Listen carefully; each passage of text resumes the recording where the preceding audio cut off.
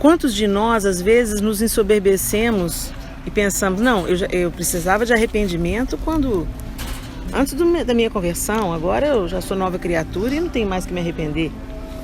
Se a gente pensar assim, a gente estaria indo contra a palavra de Deus. Porque quando a gente, por exemplo, em Apocalipse, vê as cartas que Jesus ordena a João que escrevesse para as igrejas, ele está escrevendo para as igrejas e ele fala, inclusive, para a liderança da sua igreja.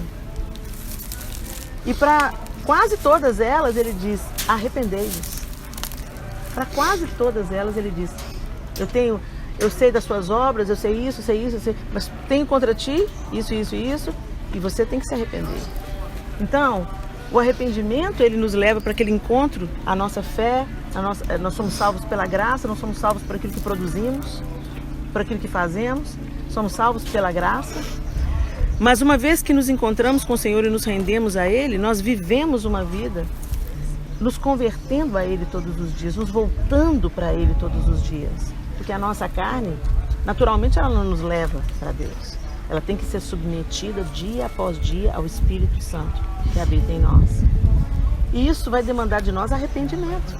Tudo começa com arrependimento. Quando a gente vê os avivamentos históricos, a gente vê que eles foram precedidos de arrependimento. O que é avivamento? Avivamento não é essa festaiada que esse povo faz aí, não. Entendeu? Não é igreja lotada, isso não é avivamento. Avivamento é arrependimento genuíno que move o nosso coração, muda a nossa mentalidade e Deus em nós começa a brilhar e alcançar o outro e a transformar a vida do outro. Quer dizer, não para em nós. Nós não somos salvos pelas obras, mas nós somos salvos para as boas obras. Então, é impossível uma pessoa ter se arrependido, ter se voltado para o Senhor e ser trabalhada na sua humildade e não se importar com o outro. Mas eu queria falar para vocês, usando essas igrejas, né, do Apocalipse, para Esmirna, Jesus fala para João dizer, a igreja de Esmirna, conheço as suas aflições e a sua pobreza, mas você é rico. Para Esmirna ele fala, eu conheço a sua pobreza, mas você é rico. E para Laodiceia, ele diz, conheço as suas obras, sei que você não é frio nem quente. Melhor seria que você fosse frio ou quente. Assim, porque você é morno, não é frio nem quente, estou pronto a vomitá-lo da minha boca. Você diz, estou rico, adquiri riquezas e não preciso de nada. Não reconhece, porém, que é miserável, digno de compaixão, pobre, cego e que está nu. Dou este conselho, compre de mim ouro refinado no fogo e você se tornará rico. Jesus fala para a igreja em Esmirna, eu sei a sua pobreza, eu sei das suas necessidades, mas vocês são ricos porque vocês são cheios de mim. E eu conheço. E você, Laodiceia, você pensa que você é rico, você pensa que você não precisa de mim. Você está se gabando das suas conquistas. E quantas vezes na nossa religiosidade, gente, a gente fica se gabando das nossas conquistas. Nossa, mas eu não minto, eu não adultero. Você viu o filho de fulano? Homossexual. O sangue de Jesus tem poder. E a gente começa a olhar o pecado do outro e se esquece das nossas misérias. Lá em Tiago, né? Humilhai-vos, aquele versículo que eu falei na gravação do Preciso Detido Diante do Trono. Humilhai-vos na presença de Deus, né? E ele fala, afligi-vos, lamentai e chorai. Gente, ele está falando para a igreja, para os irmãos, para crente que ele está falando. Converta-se o vosso riso em pranto e a vossa alegria em tristeza. Então ele está chamando aquele povo que conhece a Jesus já para um caminho de arrependimento. E quantas vezes a gente vê uma igreja tão distanciada do seu mestre, tão diferente. Nos gabamos de coisas que Jesus desprezou. Procuramos honras que o Senhor fugiu delas. Verdade. Procuramos coroas dos homens e Jesus não quis nenhuma para si. Que cristianismo é esse que diz que segue a Jesus, mas não nega a si mesmo? Não nega o prazer, não nega a promoção, não nega a fama. Sabe, gente, se Deus quiser nos tornar famosos e tudo, é tudo sobre Ele, não é sobre nós. A honra é dele, a glória é dele, nós somos vasos de barro. Por isso que ele está falando, os humildes de espírito. Os humildes. E quando ele fala do nosso cansaço, ele fala: vinde a mim todos vós que estáis cansados e sobrecarregados e eu vos aliviarei. E essa é a parte 1 do plano. Mas ele continua: e aprendei de mim, que sou manso e humilde de coração. 2 princípios que ele estabelece no Sermão da Montanha. Nesse monte ele estabeleceu esses fundamentos. Aprendei de mim, que sou manso e humilde de coração, e você vai encontrar descanso. Quanta tribulação, quanta agitação, porque a gente não quer ficar por baixo, porque a gente não quer ser humilhado, porque a gente só quer vitória. Esse discurso triunfalista de um evangelho que nos mantém na superfície. E para a gente saber mergulhar, a gente tem que ir na profundeza. Senão você vai morrer afogado. Eu queria trazer a memória também, antes da gente terminar aqui, aquela parábola que Jesus conta do publicano. Do publicano. Quantas vezes o Senhor ilustra as distorções, né? Ele era, só para começar, gente, Jesus veio da Galileia. Para o judeu, o povo galileu, ele era totalmente contaminado pelos gentios. Era Galileia dos gentios, não era assim que era chamado? Porque tinha uma mistura aqui de raças, de culturas, de religiões, povos estrangeiros. Então, o galileu, para o judeu daquele contexto, era um povo ignorante, um povo pobre, um povo contaminado pelas diversas culturas, pelo paganismo. Então, Galileia era um lugar assim, povo inculto. O que é Galileia? E Jesus toma esse contexto. A maior parte da sua vida é aqui que ele passa, na Galileia. Talvez por isso eu seja tão apaixonado por esse lugar. Esse aqui tem cheiro de Jesus, né?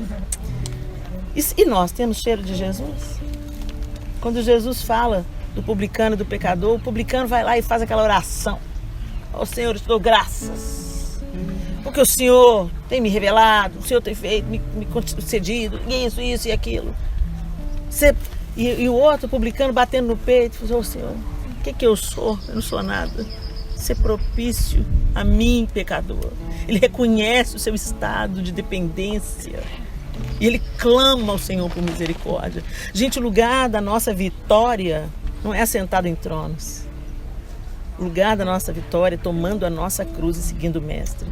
Foi porque ele se esvaziou que ele recebeu o nome que é sobre todo nome. São os paradoxos divinos, né? Se você quer seguir o Senhor, você vai ser humilhado, você vai ser moído. Isso faz parte, está no pacote maravilhoso. Terão dias de glória, mas terão dias de cruz. Mas a cruz não devia nos incomodar tanto. Quem quiser vir após mim, tome a sua cruz. Né? Negue-se a si mesmo, tome a sua cruz e siga-me alegremente. A gente não tem, tô sofrendo tanto. Não, ele falou pra gente se alegrar nas perseguições por causa do nome dele, nas perdas por causa do nome dele. Bendito, que privilégio a gente poder perder para que o nome do Senhor seja exaltado, seja glorificado. Bem-aventurados os humildes de coração. Felizes. Antes de nós terminarmos, nós vamos reler esse texto maravilhoso. Você não precisa de abrir sua Bíblia. Eu vou reler para você. Eu queria que você contemplasse aí esse mar maravilhoso e lembrando das palavras do Mestre. Bem-aventurados os pobres em espírito, pois deles é o reino dos céus.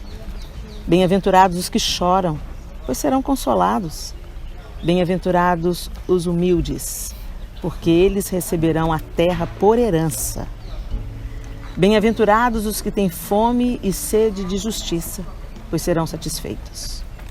Bem-aventurados os misericordiosos, pois obterão misericórdia. Bem-aventurados os puros de coração, pois verão a Deus. Bem-aventurados os pacificadores, pois serão chamados filhos de Deus. Bem-aventurados os perseguidos por causa da justiça, pois deles é o reino dos céus. Bem-aventurados serão vocês, quando por minha causa os insultarem, os perseguirem e levantarem todo tipo de calúnia contra vocês. Alegrem-se e regozijem-se, porque grande é a sua recompensa nos céus, pois da mesma forma perseguiram os profetas que viveram antes de vocês. Feche os seus olhos e faça uma reflexão daquilo que você precisa se arrepender. Espírito Santo de Deus, nós te pedimos, Espírito Santo de Deus, que nos convences da justiça, do pecado e do juízo. Nós clamamos ao Senhor. Traga à nossa memória aquelas áreas da nossa vida onde o orgulho se apoderou de nós. O orgulho que é oposição ao Senhor. Sabemos que o Senhor resiste ao soberbo, mas aos humildes o Senhor concede a sua graça. E tantas vezes nós nos debatemos contra as circunstâncias por causa do nosso orgulho. Não, Senhor, nós não queremos ficar atrás do portão. Nós queremos entrar lá dentro, Senhor, e sentar ali naquela relva. Nós queremos ser honrados. Perdoa-nos, Senhor, a vaidade do nosso coração. E coloca em nós um pouco mais do teu coração. Transforma-nos, Espírito Santo, a imagem e semelhança do Senhor. Porque senão seremos derrotados pela nossa vaidade, pelo nosso orgulho, pela altivez, pelo desejo de promoção, desejo de sermos notados e notáveis. Que o nosso maior desejo seja te fazer conhecido e que a tua face seja vista em nós. Em nome de Jesus, Pai. Ajuda-nos, Senhor. Ajuda-nos, ajuda-nos. Porque sem ti nós nada podemos fazer. Perdoa as picuinhas, perdoa a gente querer ter resposta para tudo, perdoa essa multidão de opiniões que nós temos. Nós não perguntamos o que a tua palavra diz, mas nós queremos saber qual que é a opinião. Queremos saber qual que é a tua opinião a nosso respeito, Senhor. Que o diabo seja derrotado nos nossos corações. Quantas vezes nós damos a ele embaixadas dentro de nós pelo nosso orgulho, que foi gerado no coração de Lúcifer, que ele não venha para nós, Senhor. Liberta-nos do orgulho, Senhor, dia após dia, liberta-nos. E faz a gente crescer numa humildade genuína, numa mansidão genuína, Senhor. Nos faz crescer, nos ensina. A única esperança, a nossa única esperança é que o Senhor faça isso em nós. Porque nós não conseguimos pelo nosso próprio esforço, Senhor. Mas nós estamos abertos, Senhor. Queremos muito nos parecer com o Senhor, dia após dia. Que o teu cheiro seja sentido em nós, que a sua face seja vista em nós. Que bem-aventurados são os pobres de espírito, os humildes, os mansos, os pacificadores. É isso que nós queremos ser nessa terra. Que as bases do Evangelho do Senhor, que as bases das boas novas de salvação, que elas sejam estabelecidas definitivamente na nossa vida, na nossa atitude diária. Em nome de Jesus Cristo. Em nome de Jesus. Amém. Amém. Amém.